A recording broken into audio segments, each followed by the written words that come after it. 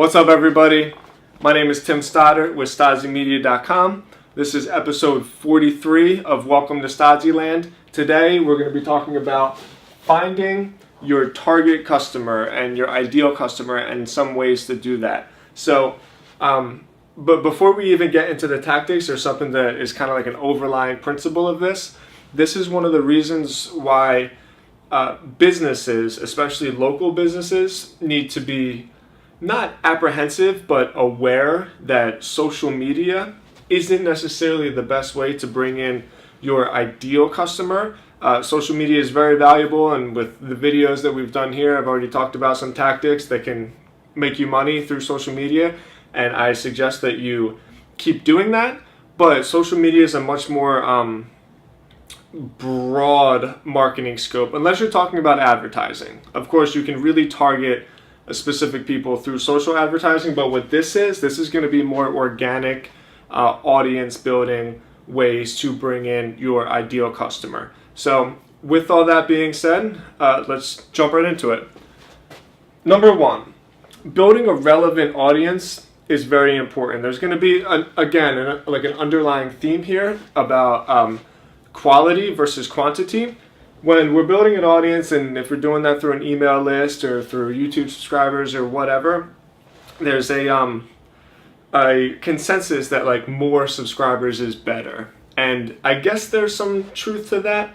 However, it's way more valuable to have 100 email subscribers that open up every single thing that you send to them and read it and engage than it is to have like 1,000 subscribers with like a 2% email open list, because even though the numbers are bigger, the intent behind them is a lot different. So you want people that are like really interested in what it is that you're saying. So when you're sending out emails, make sure you stay very relevant to what it is you're trying to sell, and kind of embrace the unsubscribes. If people unsubscribe from your email list, that doesn't necessarily mean you're doing a bad job. It just means that what you are selling or creating might not be in line with what somebody's looking for, and that's fine. Now, of course, be aware if your unsubscribe rate starts getting really high and nobody's clicking or opening your emails, then you got a problem. But for the most part, if you see an unsubscribe here and there, that's a good thing. That's keeping your list clean, and that's making sure that the people on your list are interested in what you have to say.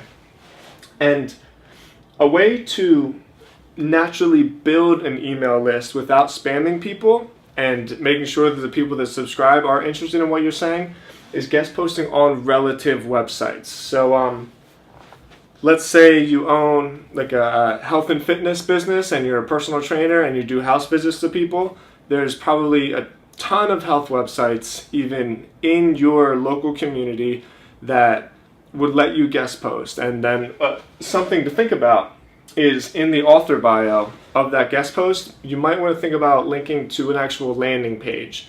So when they click on the link, that goes to a page where somebody can just get there and they can immediately subscribe to your email list. So there's like a conversion. You know that your audience is on point.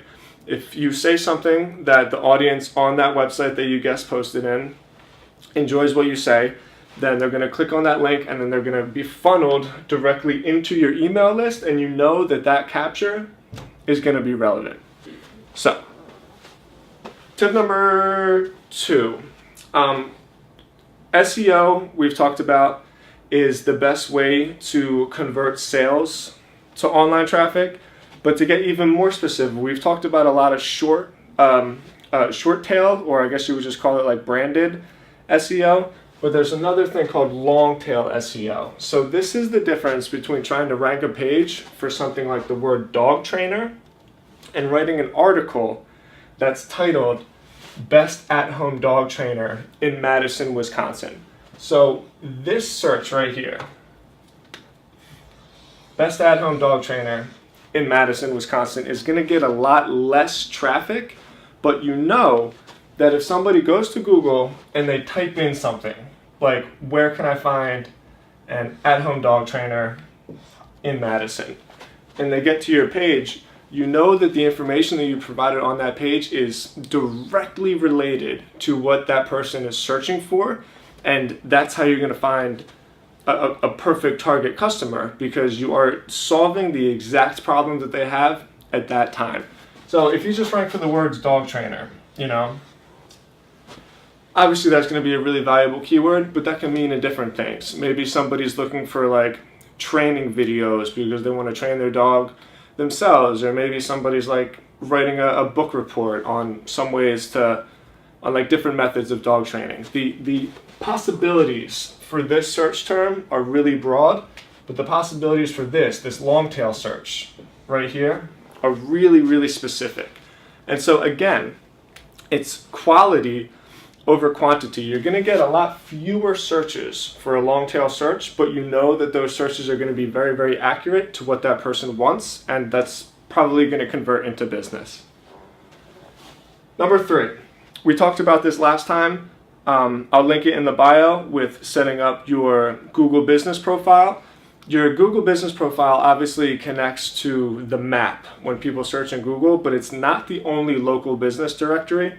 There's hundreds of them. We've put together a list of about 80, in between 80 and 90, that are worth doing. So if you sign up your business in these directories, there's just a really good chance that you'll get some phone calls from it. Some examples are, but are not limited to, yp.com, which is the yellow pages. Yelp reviews are always big. If you're a restaurant, directories like Urban Spoon, and I think Zagat. If you're a lawyer, I think there's one called Hulu, which I think is for law. So that's great. Here's the problem with local directories. 1, there's a lot of them. And 2, just because you submit your information doesn't necessarily mean that it gets posted. There's always going to be a webmaster. We've come up with a really good solution for this. We've pretty much worked deals with about 80 of these directories so that we know if we submit a local business directory for you, it's going to get accepted onto the directory, and it's going to get published with the right information, with the right phone number, and with some correct links back to your website. So if getting signed up, it's the Stodzy Media local launchpad. So if getting signed up in all of these business directories is something that you think you could find value in for your business, then definitely give us a call. We'll be happy to help you. So again, this is just a real quick breakdown. If you have any questions about it, as always, email me right down here, tim@stodzy.com. I appreciate your time. Appreciate your attention as always. Talk to you next time. Peace.